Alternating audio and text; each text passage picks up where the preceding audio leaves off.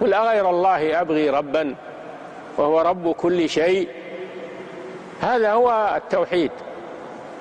ليس التوحيد ما يقوله علماء الكلام والمنطق إن التوحيد هو إفراد الله بالخلق والرزق والإحياء والإماتة والتدبير. هذا توحيد الربوبية، وهذا ليس هو المطلوب. هذا يقر به العالم، حتى المشركون يقرون أن الله هو الخالق الرازق المدبر.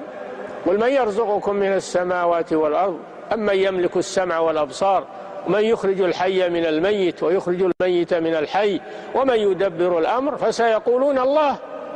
المشركون يقولون الله، اللي يعمل هالأعمال هذه هو الله، لا أحد يشاركه فيها. ومع هذا هم مشركون في العبادة.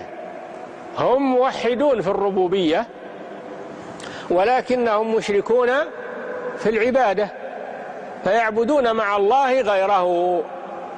هذا هو الذي بعث الله الرسل للنهي عنه. الرسل ما قالوا للناس أقروا لله لأنه هو الخالق الرازق، هم يقرون بهذا بلا طلب، وإنما يقولون لهم اعبدوا الله ولا تشركوا به شيئا. هذا الذي بعث الله به الرسل، وهذا هو التوحيد المطلوب، هو التوحيد المطلوب.